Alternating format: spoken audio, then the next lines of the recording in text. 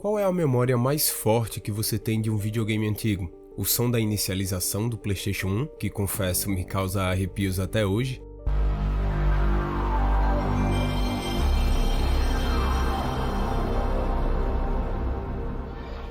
A sensação de liberdade ao explorar San Andreas pela primeira vez? Oh shit, here we go again.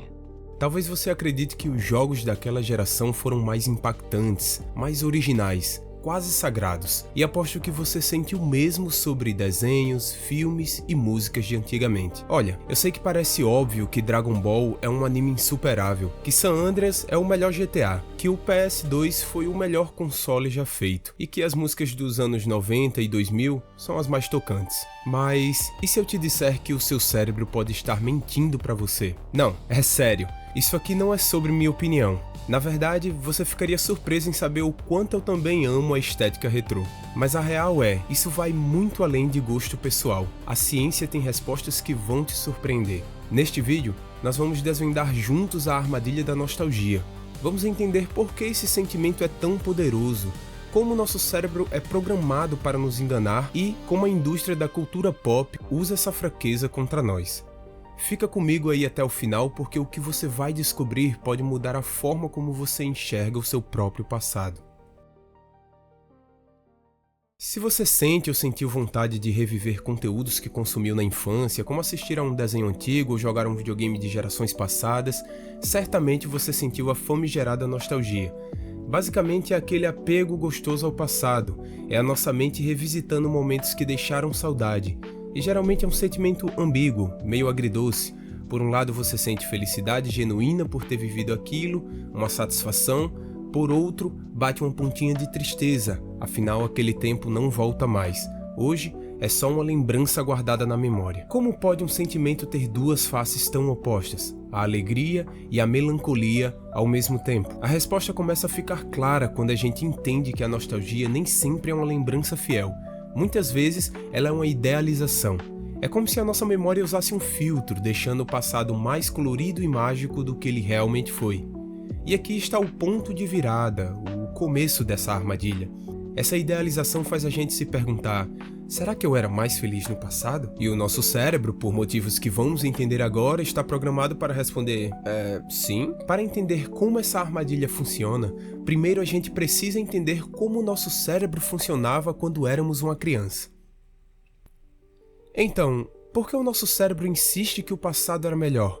A resposta é simples: porque você era uma criança. Pense nisso. Quando a gente é criança, o cérebro é como uma esponja seca. Tudo é novo, tudo é intenso. Cada cor, cada som, cada sabor é uma nova descoberta. Nessa fase, o nosso cérebro está no auge da sua plasticidade. Ele cria conexões neurais, verdadeiras autoestradas de informação, com uma velocidade absurda. E o que acontece quando você assiste o mesmo desenho todos os dias ou joga o mesmo game por horas a fio?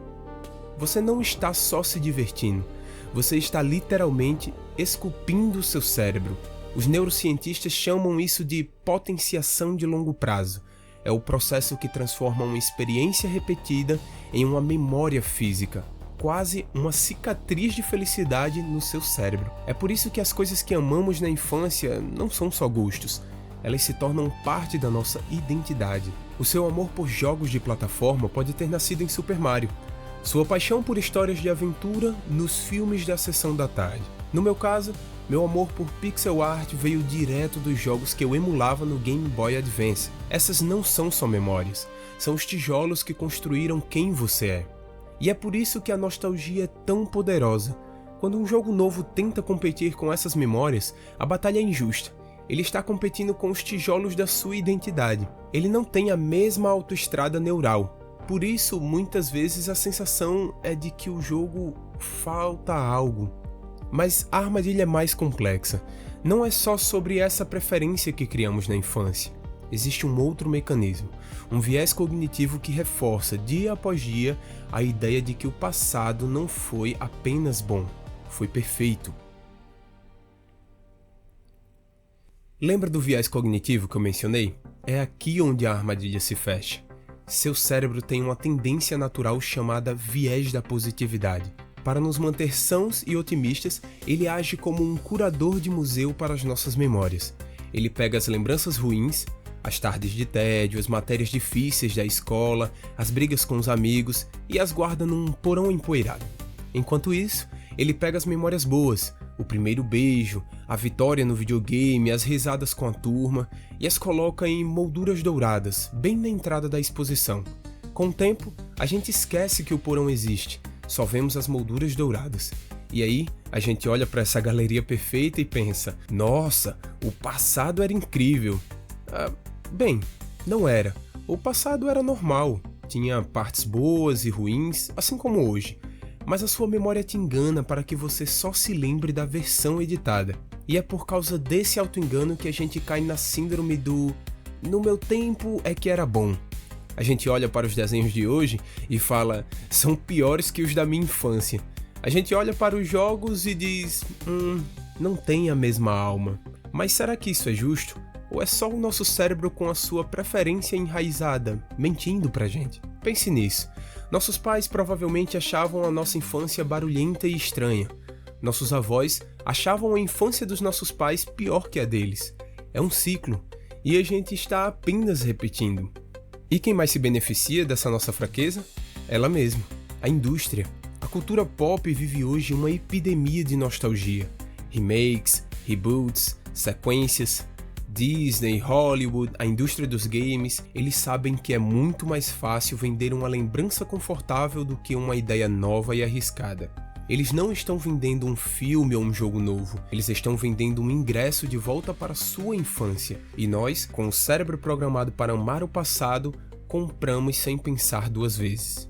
Essa não é uma pequena curiosidade. É uma das maiores estratégias de manipulação do nosso tempo.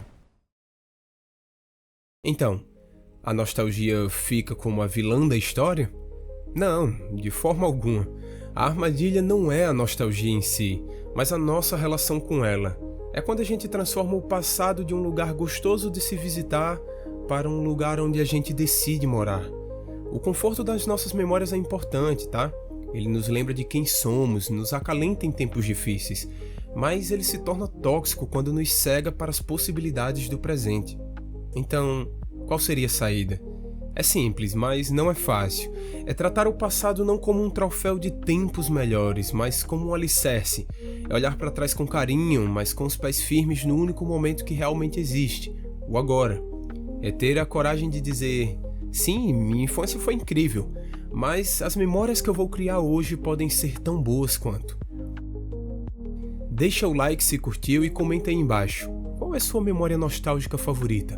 Aquela que você guarda com mais carinho. Aqui é o Lian e até o próximo vídeo.